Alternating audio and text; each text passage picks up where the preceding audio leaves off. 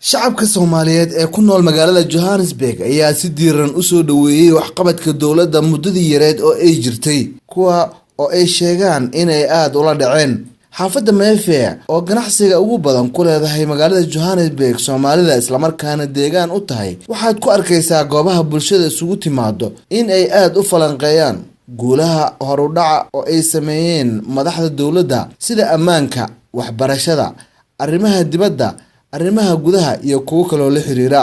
qaarkood oo aan la sheekaystay ayaa waxay ii sheegeen in ay dareen farxad leh u hayaan hoggaanka dowladda ducana ugu darayaan in uu Ilaah u fududeeyo hawsha ay ka sugayaan shacabka Soomaaliyeed waxaa inoo suura gashay in qaarkood ay la hadlaan kaamirada TV-ga qaranka Soomaaliyeed ee Koonfur Afrika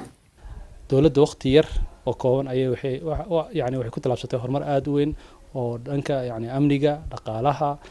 muxuu ahaa soo celinta sharaftii Soomaaliyeed tan ugu weyn taas weeyaan oo nagu beertay inaa hami badan in Soomaaliya noqon doonto Soomaalidii la yaqaanay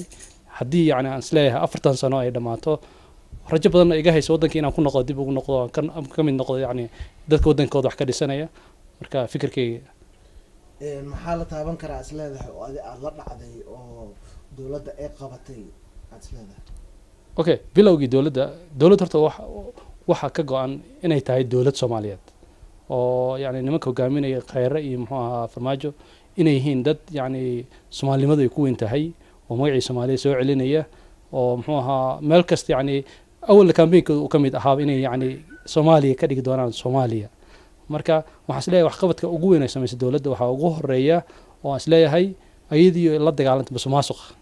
mid koowaad waa mid xigtay caasimadii Soomaaliya isku dhaxdaasaneed hadda ay leedahay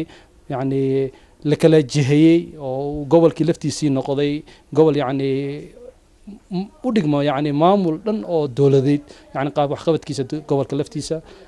dowladii dadkii nin kastaba shaqadu lahaa wasiir ha noqoto ha noqdo muxuu ahaa governatore ha noqdo muxuu ahaa amniga taliyaha booliska taliyaha militariga in qolo kastaba la saaray wadadii waxaan soo dhaweynayaa dowladdu dalku muddo burbursanaa 27 sano oo inkastoo dowlado kala duwan oo ku meel gaar iyo markii dambe laga baxay dowladda hadda iyo dowladda ka horeysay ay ka baxeen nidaamka meel gaarka runtii waxaan ku faraxsanahay waxyaabo badan oo dowladdu qabatay oo dhiirigelin lahayd bulshadana niyadda u sortay awalan doorashadii la doortay farmaajo oo barkooda bulshada ay ku hanweyneyd oo runtii meel fiican dadku ay si fiican u soo dhaweeyeen laba waxyaabaha ay qabatay oo runtii dadka dhiirigeliyay oo moraalkooda kor u soo qaaday waxa kamid ahaa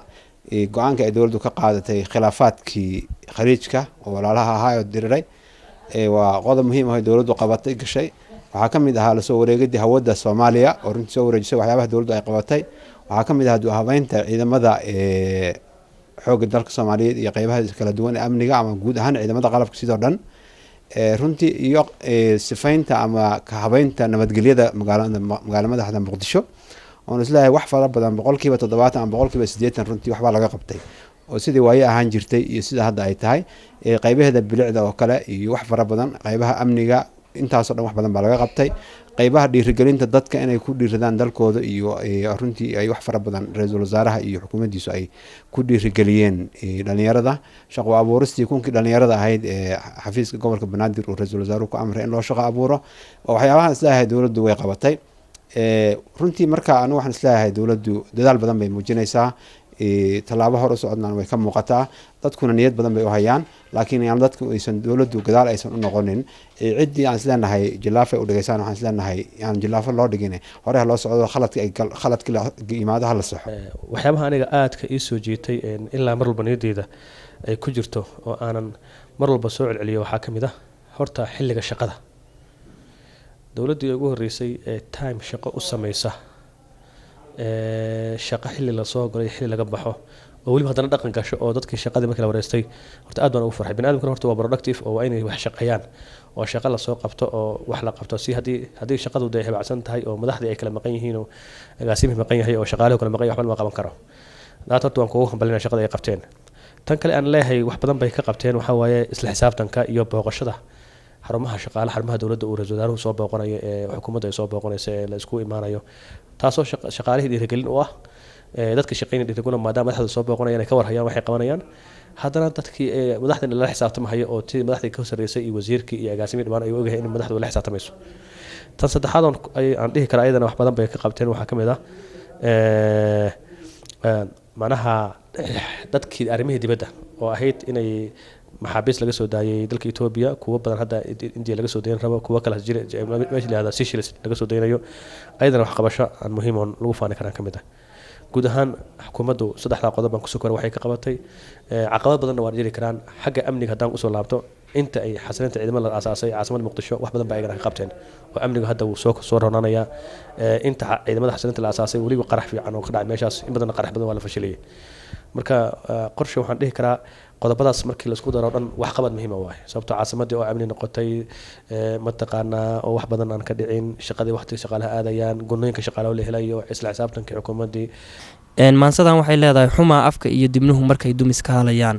markay damac yeelayaan markay dan shisheeye iyo cabdowna cabdoonayaan xumaa marka daalinka iyo dulaaladu miir qabaan xumaa marka diinta iyo sharcigu dalanbaab yahay xumaa marka dowladnimo intii loo tuba durbaan kolkay doobiga culaan cabdow layska daadiyo dariiqyada lagu qabsado. warhooy hooyoy digniin warhooy aabbow digniin caruuraa naga dib jira dhallaan baa naga dayacan dadkeennaa gaabis galay danteennaa naga qabyaa daruufaa nugu lamaan digreetaa noo ekaan docdiinaa nugu bannaan warhooy aabbow dareen warhooy hooyoy dubaax dalkan adinkaa u maqan haddaad doontaan midnimo asaaskana dowladnimo dabaylaha idin horkicin dalxiiskaad qayb ka gelin haddaad kaashaan dugaag dhurwaayada daba gashaan duufaanada hoogga wada docdiina ka hoojisaan dubaaqaa idinku maqan